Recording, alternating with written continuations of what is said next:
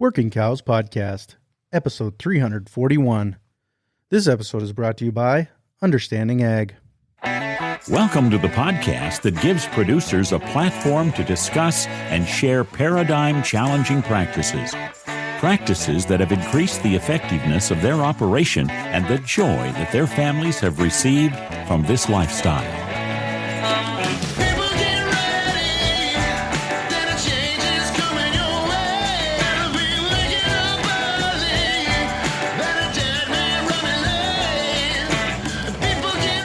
Howdy, everybody. It's Clay Connery, host of the Working Cows Podcast, recorded exclusively in the C90 Ocean Minerals Studios, here with one last episode for the year for you guys. Really excited to be joined by Doug Peterson and Salar Shemirani, and just going to talk to them about the work that Regenified is doing. And Regenified is a company in the orbit, in the family of the Understanding Ag group, and their focus is on helping people be certified as regenerative producers, but also more than that, certifying supply chains and getting that certification out so that the public knows what they're getting. And we're going to talk to them about the whole scope and about the process of becoming certified and what it means to be certified and the different levels of certification. We're going to talk to them about all those things today.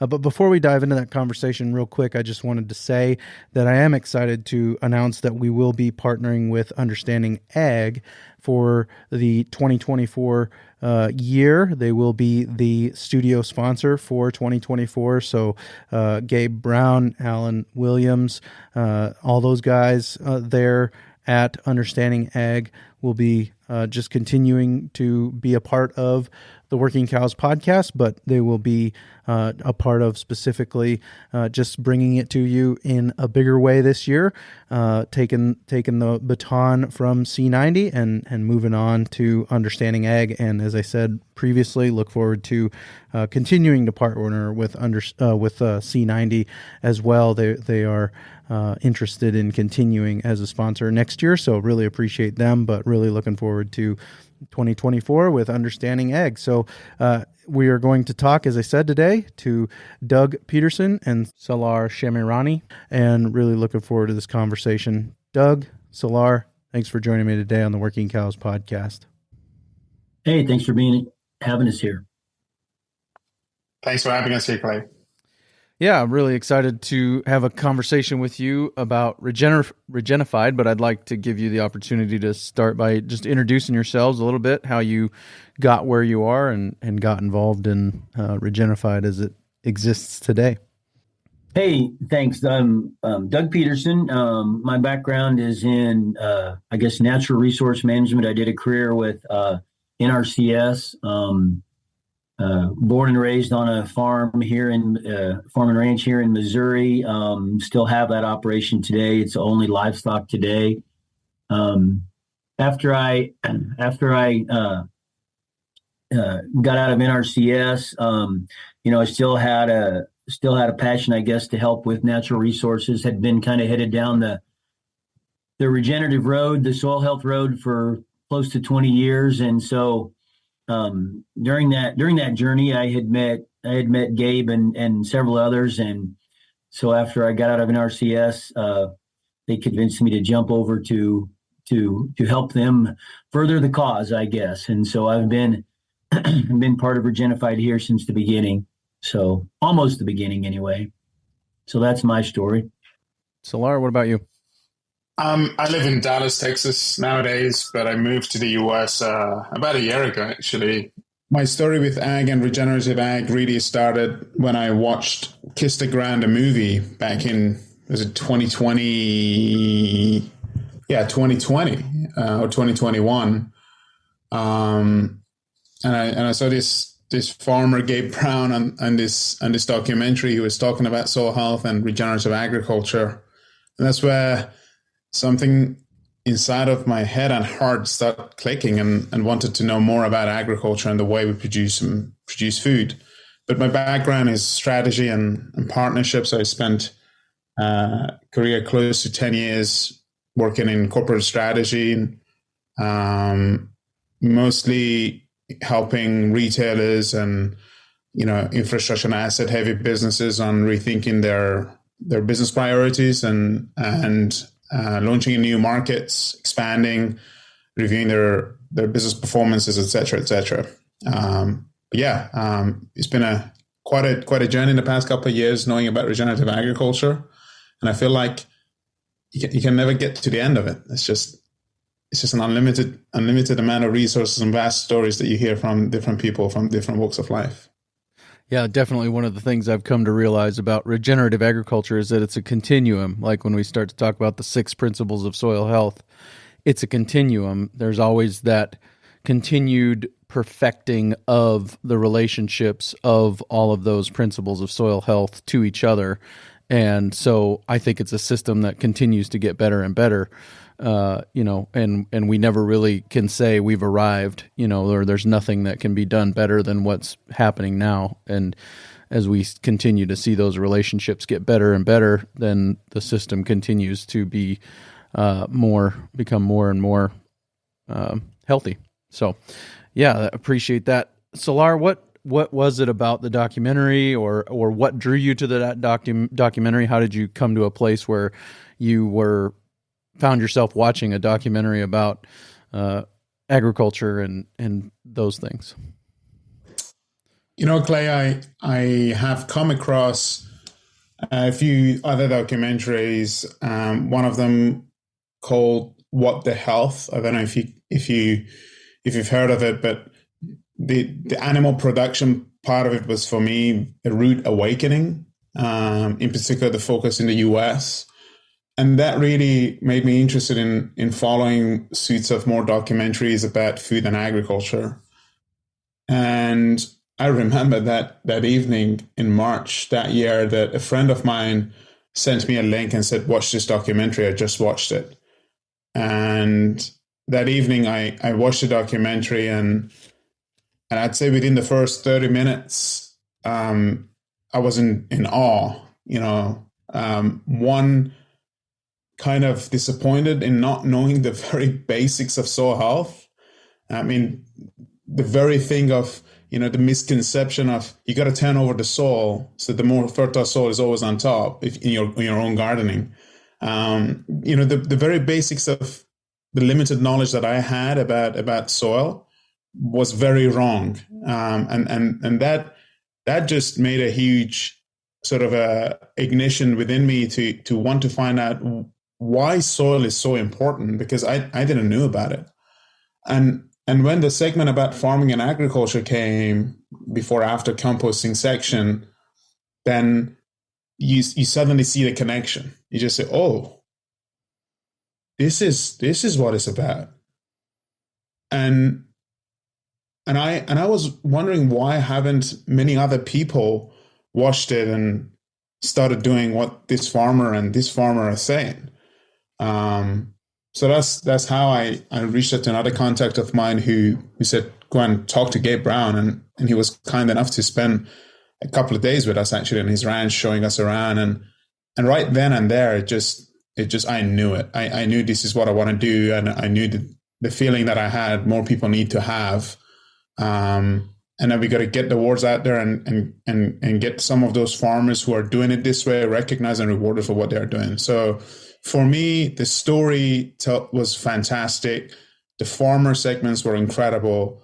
And more importantly, the very thing that I didn't have much connection with, and that was soil, hit me right in my heart and in my gut, to be honest. Yeah, literally, right?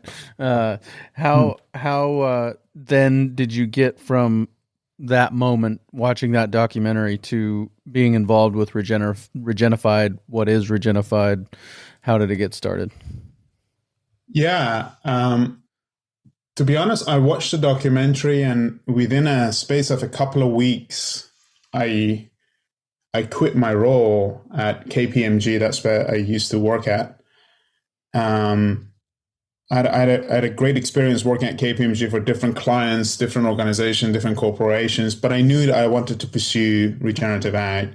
And I was fortunate enough at the time that we were connected through KPMG to an agriculture company that they were considering new ventures in the space of soil health. And that's where I started a role as a strategy advisor with the company, and then went and became the VP of business development and partnerships there. I knew that it is important to hear from farmers. And my journey in that company really started to engage with Gabe and the rest of the farming community in the US and Canada to understand what are the barriers and challenges in scaling regenerative ag across both countries, but also across the world. So I wanted to really utilize my experience and the skill set to serve the movement in a way. So after that company, I knew I wanted to have a more of a hands-on role. The team, Gabe, myself, and I knew Doug because I went to Soil Health Academy. Doug was teaching. They were at the time looking for the next chapter of Regenified.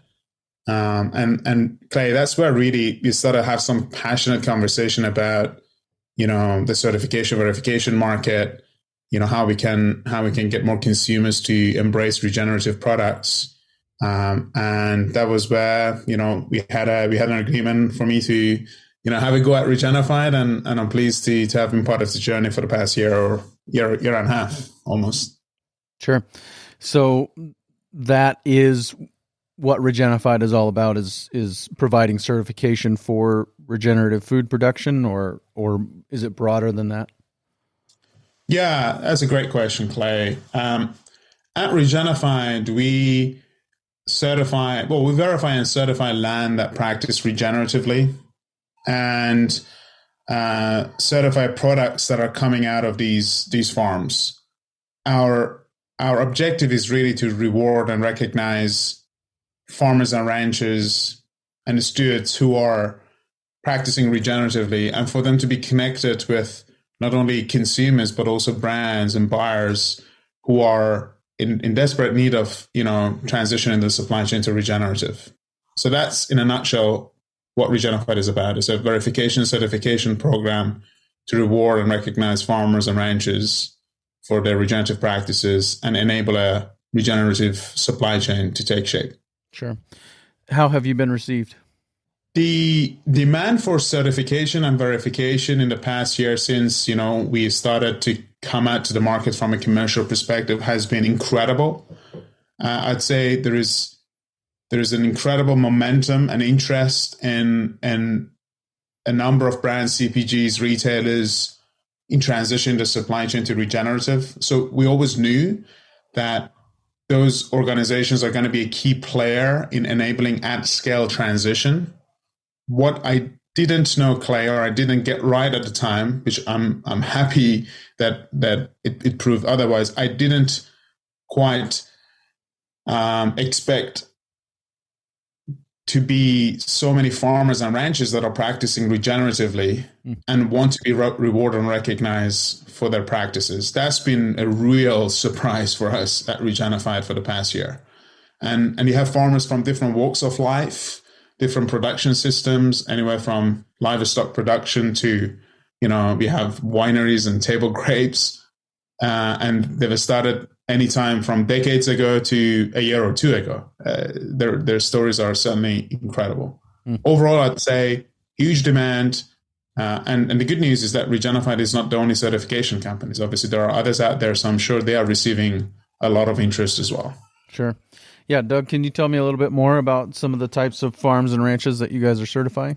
Like Salar said, it's been pretty eye-opening. This year we've done corn, beans, wheat, buckwheat, barley, cotton, beef, lamb. In those grains, it goes into flour, alcohol, livestock feed, several different things there. Orchards, table grapes, apples, wine grapes, almonds. We even did some palm kernel oil and some shea in Africa for a soap product. This coming year we're going to add coffee and cacao to that mix. I'm sure some other things that I'm forgetting, but that's a pretty comprehensive list.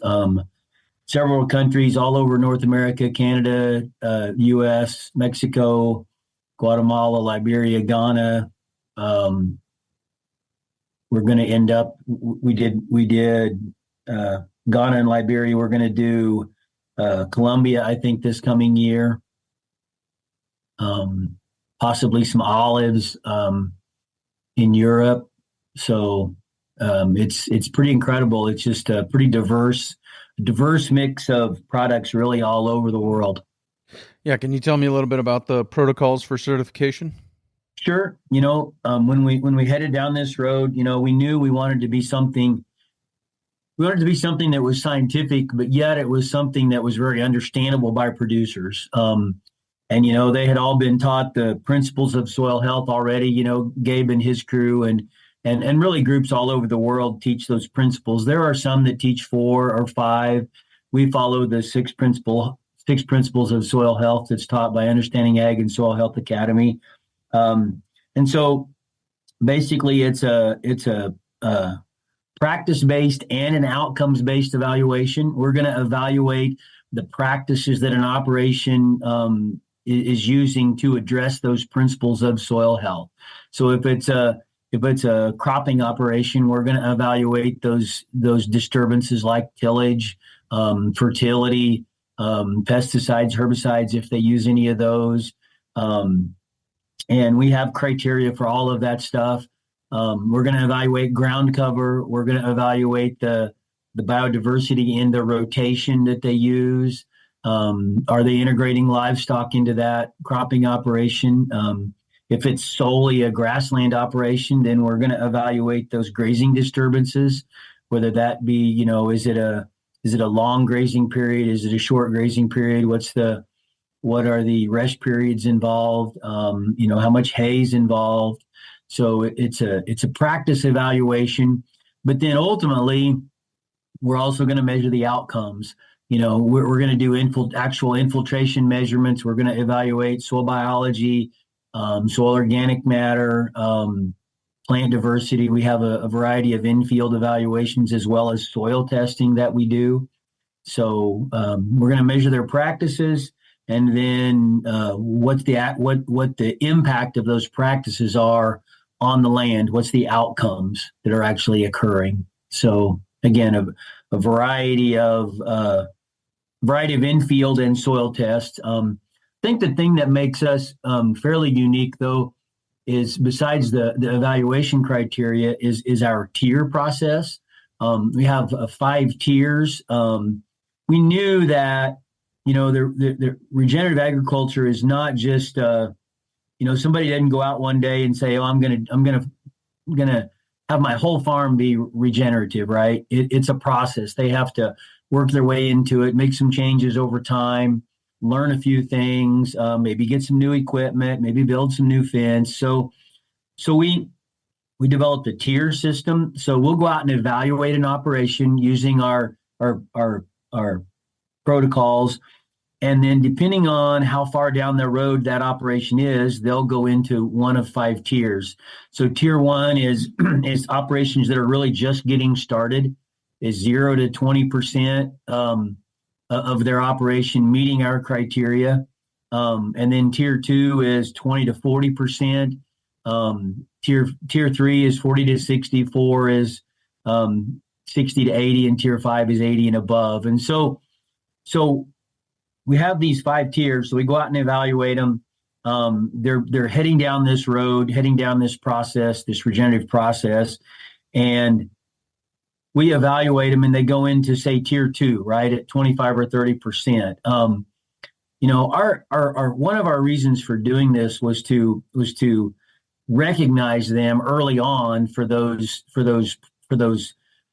changes that they're making in the beginning, but yet not just let them sit there at a low level of adoption. It's really to drive adoption, on their whole operation. So we're going to give them credit, and recognize them for being in a lower tier, but then they only have 3 years in that tier. They have to make enough changes on their operation to go to the next tier, and then 3 more years to work their way to the next tier. So it meets them where they're at, but yet it incentivizes them to to continue to work their way up with the goal ultimately of having their whole operation be regenerative. Can you tell me about the process of getting certified and going through these tiers? Is there a kit that comes to them in the mail, or is it something that you send somebody from Regenified to them? How does that process look? Hey, you bet. So we'll do a little bit of a scoping, talk with them, figure out how big their operation it is. We are a boots on the ground annual evaluation. It's not a kit that we send them. We will come and verify it and go out and do the field work and pull the soil tests. So we wanted to really build a lot of integrity in this. If we said it was regenerative, it's going to be somebody from our folks, our staff going out there and doing that process and that field work. So that way we get consistency across the whole spectrum across the whole country. Every operation is the same. And so that's what it is. We'll get maps from them. Obviously, they'll have to provide some information, fertility that they add, fertilizer, things like that. But all the field evaluations will be done by us. The soil testing protocol is only every third year, every 3 years. The field evaluations will be done every single year. Tell me about the value of the tier system. It seems like a really important piece of this, because one of the hardest parts about getting started, from my experience in regenerative agriculture, is knowing if you're making a difference. And it seems like that tier system is helpful in kind of giving people those small wins early, showing them that you're making a difference. You're making progress. Is there some of that kind of involved in the way that this is structured from your perspective? I think so. It's funny when you mentioned that small wins, you made me think of Dave Ramsey. If anybody's a Dave Ramsey listener, right? You got to have the small wins to keep the incentive to keep going. And so that's really what we wanted to do. We talked to a lot of farmers when we were setting this up, and one of the complaints they had with some programs, for example, like organic, was you had to be organic for 3 years before you could ever benefit from that, either from advertising or monetize it, right? And so we wanted to give them recognition early on, but again, then require them to continue to get better and get better. And it is a journey, I don't know, in a lot of situations, I don't know that we really know how good we can make some of this, some of these lands, some of this soil. So I don't think we want to limit ourselves. And so, that's why it's a multi-tiered approach. Gives them credit early on, incentivizes them, lets them take advantage of it financially, and just the social recognition. Salar mentioned that. A lot of people that have been going down this road for a long time and really have just been marketing into those commodity markets, not really receiving any recognition. Just a pat on the back and a sign to put out front, or a seal of approval on what they're doing is a tremendous amount of recognition for a lot of them. Yeah, for sure. Yeah, Salar, you mentioned that you guys certify supply chains also. Can you tell me a little bit more about that? I put it this way, because it's always understandable by everybody, regardless of where you are in the supply chain. For every dollar that you as a consumer spend in a supermarket or from wherever you're procuring your product, 8 cents of it goes to a farmer. So you have 92 cents that goes, from the farmer all the way down to the shelf that you're picking up the product from. And there is a lot that is happening along the way, right? So from a farm, then you have all the logistical aspect of it. You have the storage aspect of it. You have the, I'm just giving you an example on seed, for example. You have the seed cleaning aspect of it. You have the milling aspect. You have the traders and brokerages perspective before you are even in a production facility.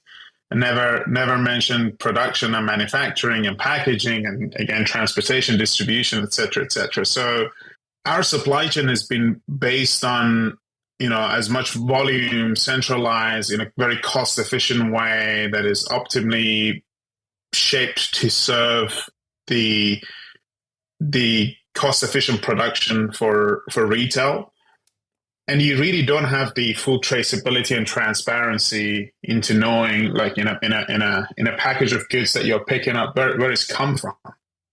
It's easier for a primal cut beef, obviously, to know which companies are offering it, but still there is a lot of ambiguity and lack of traceability and transparency on where those products come from, what was the farming practices associated with those products. And obviously there is a lot of interest, Clay, in the world around, carbon footprint, for instance, traces of things that consumers, for example, don't want to see. So how Regenified can play a role to unlock one of the biggest challenges there is out there in the supply chain, and that is, beyond farm gate transparency and traceability. So as Doug mentioned, our boot on the ground verification provides that level of transparency and traceability. But simply put, imagine that we are trying to put the most efficient and regenerative supply chain together from scratch. But we are not going from 1 pound of grain. We are going a large number of acres we've verified. So we are doing it really properly. We are trying to find out what are the operational efficiency segments from a farm gate to a manufacturing facility, and help to maintain that traceability and transparency in terms of products value, whether that's information, whether that's nutrient values, whether that's traceability and transparency, along the way to the point of retail to consumer. So that's a key part that we want to help the supply chain to achieve, without really needing to worry about fundamental shift in sourcing strategies. Sure. Yeah. Could you tell me about what this means for brands? Absolutely. I mean, you look at annual reports. I mean, COP28, which is the United Nations gathering that has just happened in Dubai as of last week, ended last week. You can see the amount of commitment and promises that corporations are making, large or small, on transition to regenerative practices across their supply chain. One of the challenges faced by these brands and corporations are simply, where do we start? Many of them, well, some of them at least, don't even know who are the farmers who are supplying to them. They are buying from an elevator, they are buying from an aggregator. So just knowing that information as a basic is quite difficult to get to. Never mind then starting, okay, how are we going to support the farmer to transition to regenerative practices, and how are we going to verify that and make sure that we are not greenwashing? At Regenified, we want to gather those community of farmers who are practicing this way and give them that reward and recognition, and enable an at mass supply chain or supply of products or ingredients that these brands need, so they don't have to wait 10 or 20 years until they can figure out how to transition. They should be also recognizing that maybe some of the products you're already sourcing from farms is regenerative, but you just don't know it. So for us, an important element of it is how we can not only help transition, 10 acre here, 100 acre there, 100,000 acre there, but help transition hundreds of thousands of acres, hundreds of millions of acres in the United States and beyond to regenerative practices. When we have that supply chain that is geared up to really reward and recognize those farmers, then we can expect, a better farmer prosperity and bottom line earnings for farmers along the way. Yeah, talk a little bit more about that. What are the benefits to those being certified? We're creating demand. I would imagine we're creating demand for their products and some of those things. So can you talk a little bit more about that? Yeah, Clay, when I listen to your podcast, the intro sections always talk about how you are hoping this podcast will help farmers and ranchers, to identify opportunities they can put more on table.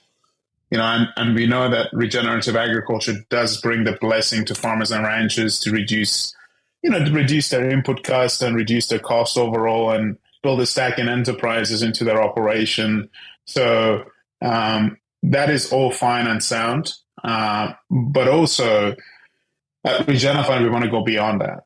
we wanna help farmers and ranchers to find the premium market that exists right now that recognizes those products. And for farmers and ranchers to have access to those premium market, it's a matter of simply demand and supply connection here, Clay.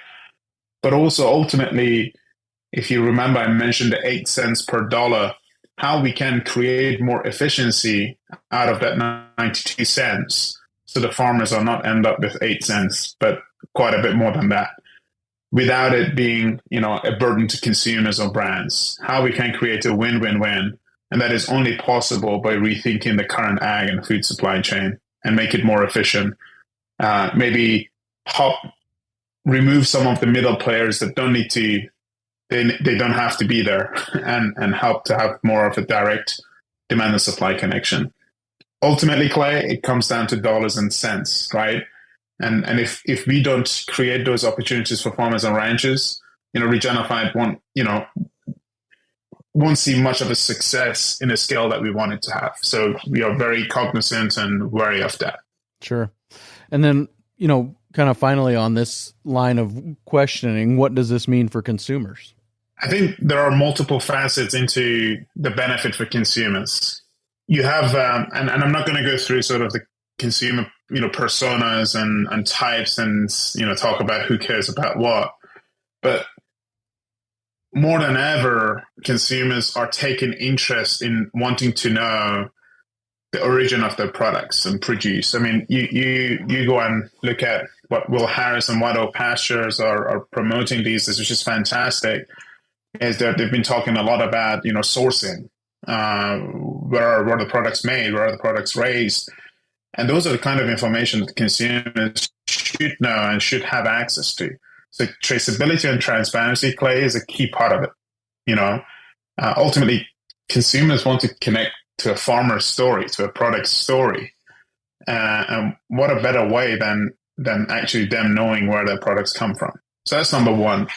Number two, consumers want to have at ease access. You speak to consumers these days and say, hey, I'm sold on regenerative agriculture and regenerative products, but I don't have it available in my superstore, or I don't have it available in my, Midwest rural town. How we can then get more of these products available to more consumers so they can enjoy the differences.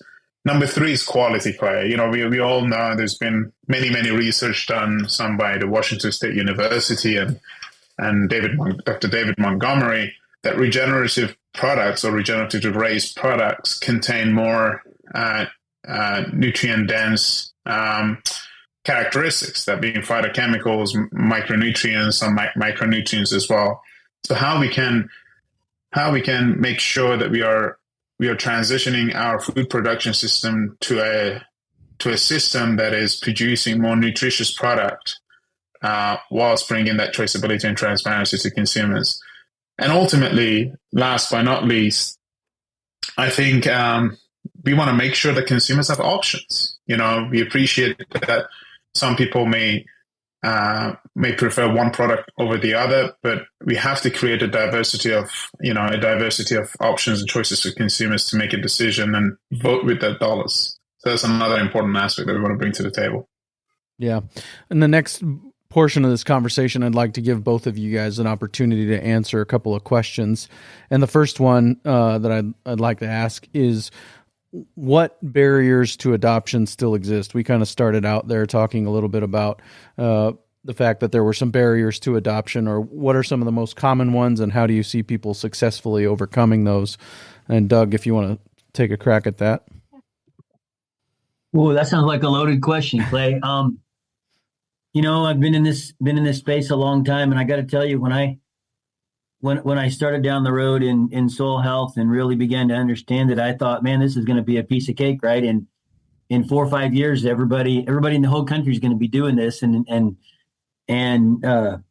it hadn't turned out that way. Although I do think there's more momentum right now than I've ever seen. So, there's a lot of things that are barriers. I mean, our as Salar mentioned, our system has developed in agriculture over decades to produce cheap, volume, right? Have it aggregated into one big pile of uniform product. Whether it's corn, beans, wheat, pick anything. Even our fruits and vegetables are really the same way. And so there's a lot of things that are barriers. One is these regenerative operations are competing with those large scale and really they're heavily subsidized for the most part. That's a big part of it. There's a lot of programs like crop insurance that incentivize them to just keep going down the same road that they're going down. That's a big part of it. And then markets, I think, is another part of it. I think that's what we bring to the table that's different than just educational programs. I did, when I was with NRCS and even after that for a short time doing soil health academies, I've talked to thousands of people, right, and helped thousands of farmers in workshops. But I'd go into a county and do a workshop, and there'd be 100 people there. But then you have to realize that's only 7 or 8% of the farmers in that county. And I think education is part of it, but there has to be a financial incentive to really attract the vast majority of producers. There's a very small fraction of them that'll do it for really the right reasons environmentally, but they all have to stay in business. I get that. And so I think that's what a program like Regenified brings to the table is it gives those consumers and it gives those corporations the security that, yes, this is a better product. Yes, this farmer is doing something right, and we will pay more for that. And I think any solution that's going to change agriculture in the U.S. and anywhere for that matter has to be a free market solution. It has to be consumer driven. And again, that's where it's got to start, is with that consumer, so that they can incentivize these farmers to provide them with a higher quality product, a better quality product. It's better for the environment. It's better for them, better for human health. Before they pay that extra money, they're gonna want some kind of security. They're gonna want some kind of program that offers that integrity, that says this is better. Sure. Salar, you got any thoughts about barriers to adoption? I don't want to repeat what Doug just mentioned, because all of them are absolutely valid. I'd also say that, again, Will Harris says this, that regenerative is not a complicated topic. It's a complex topic. Mm-hmm. I think consumer education is going to be key into this. I mean, the attention span in today's generation is pretty short. You got to deliver a message in 3 seconds for someone to be interested. And when they are interested, if you don't have a product available at the finger of a click, then the interest goes away. So I think the speed of which we built this supply chain is going to be a huge point of consideration. My fear and worry is that the interest is so high that if we are not fast enough to develop that supply chain right now and have incredible farmers who care about selling to those who care about what they've done, that we may not just grab the mass scale consumer attention that we need to. So that I'd say that's one. And number two, I think, and Doug mentioned part of that as well, is the way that our supply chain is currently set up.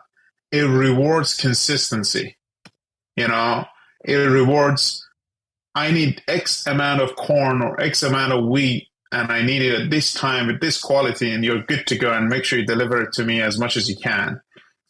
But you and I well know that regenerative is about diversity, it's about experiments, it's about,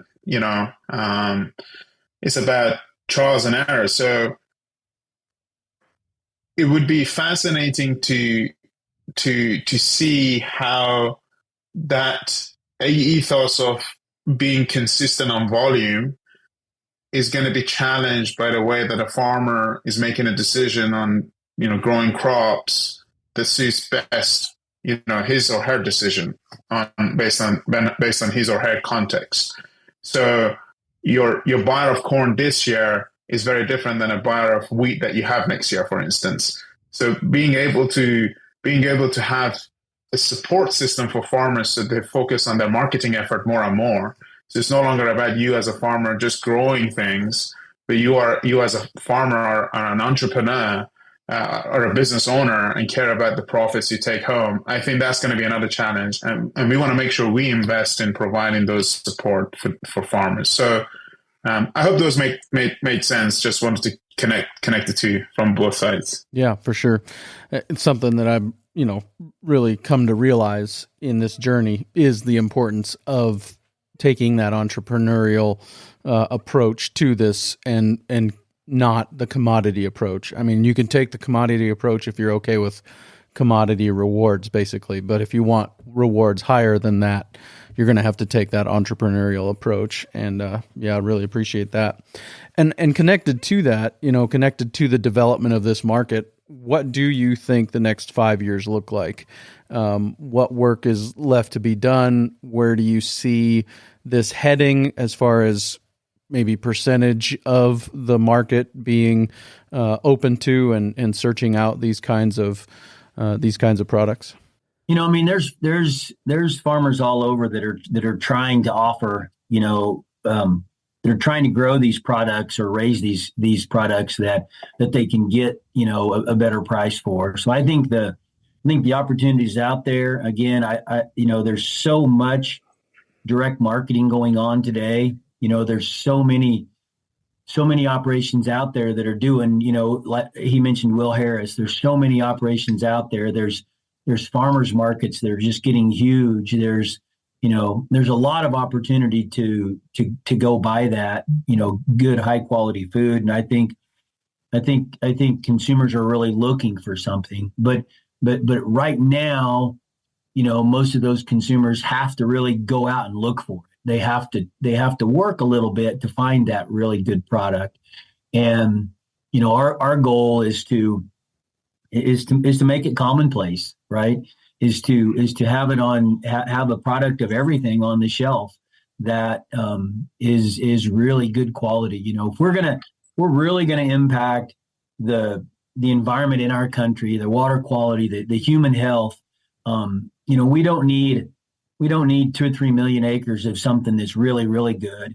We need several 100 million acres of really good food and really good, regenerative production out there. And so I think the opportunity is ripe right now, really do. Salar? It was so much easier 10 years ago to guess or have a go at predicting what would happen in 5 years' time. Today's landscape, things are very different. That being said, I really believe that we will see a very rapid shift in landscapes in the next 3 to 5 years, Clay. And a big part of it is driven by the Generation Z, the current teenagers of our society. I personally call them the incredibly powerful segment of the society. They're going to have more economic buying decisions and powers in the next 3 to 5 years that is coming about. So that's a big part of it. Expectations are very different than millennials, which includes myself and, baby boomers and previous generations. Number two, I would say, if you look at the U.S. farming landscape right now, an average age of a U.S. farmer is 57 and a half years. And I'm not saying that they are close to retirement.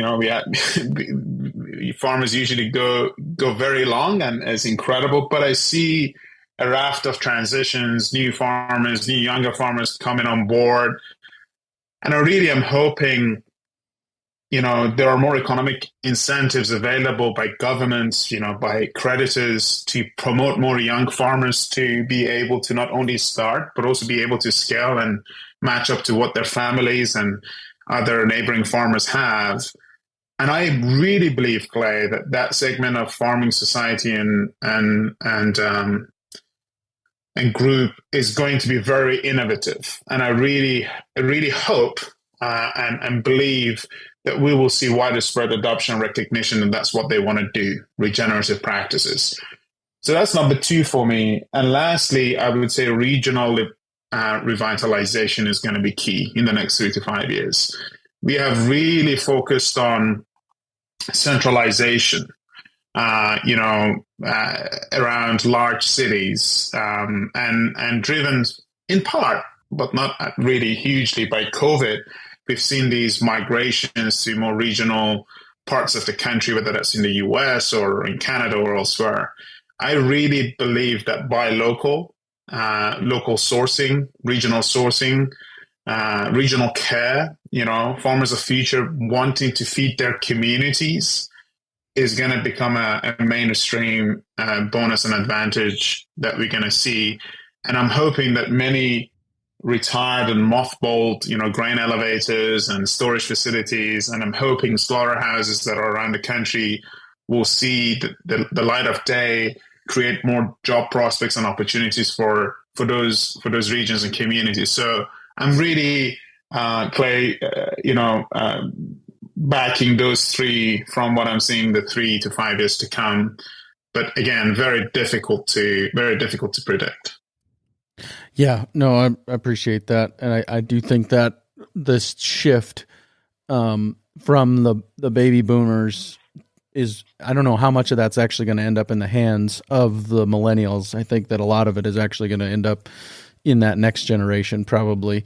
And so we see that, I think, and like you said, they're innovative. And just looking at my own life, the way that I grew up hearing about the food pyramid, and now hearing how much skepticism there is about the food pyramid and the way it should actually inform our eating decisions, I think there's a lot of people that probably are thinking a lot differently about how their food is produced, and that's going to create demand. And I think there's a lot of people thinking about how they produce food, and that's going to create that supply, and hopefully all of those things serendipitously line up, or in the providence of God, they line up, and we have a much healthier future going forward for all parties involved, financially for the farmers and ranchers, and from the consumption side, the consumers have a healthier product available to them. So yeah, I really appreciate this conversation today. Do either of you have some final thoughts that you'd like to share as we point towards wrapping up? No, I would say that, Clay, thank you very much for your time and hosting us today. If there are any more questions that your listeners and audiences have, please do feel free to reach out to us on Regenified.com. You can always find, Doug and I online as well. We are just a phone call away. Don't be shy on reaching out to us and having a conversation. We'd be more than happy to share as much as we have and can with you guys. Yeah, I'd say the same thing. Thanks for having us on, and just look forward to seeing some of your listeners out there in the field somewhere. Sure. So somebody goes to Regenified.com, fills out the form for farms and ranches. What's kind of the turnaround time and next steps look like? Sure. I mean, we have a section there's a get certified section, depending on you're a brand farmer or supply chain, individual, you can fill out a form. Within 24 hours, we get back to you, and, sometimes on the same day. So we really care about wanting to respond to inquiries right away. But yeah, do feel free to reach out to us. There's another contact us page on our website too, that you can reach out to our team. But if you fill out that get certified form, then the form will automatically connect you to the right people in the company. Sounds good. Very good. Doug, Salar, thanks for your time today. Thanks, Clay. Very good stuff. Really interesting process that they have set up there to take people through to get them certified. Would encourage you to check that out if it's right for you and your operation. If you're looking for a way to really just communicate more fully to that audience what you're doing to make sure that you are taking care of the resources that have been entrusted to you. That's a great way to do it, and encourage you to check out the show notes page for today, workingcows.net/341. If you want to get in touch with the guys from Regenified. Coming up next week on the Working Cows podcast, got a really exciting episode with Amy Hay. And Amy Hay is from sellbeefdirect.com, and she is helping people get started with developing that audience, developing those people who are interested in purchasing your product. So look forward to that coming your way real soon on another episode of the Working Cows podcast. We invite you to visit workingcows.net to subscribe to the show via iTunes or Stitcher. You'll also find detailed show notes pages, resources from our guests, and the industry leaders who have influenced them. For more ideas on putting your cows to work for you in a more profitable way, tune in next week.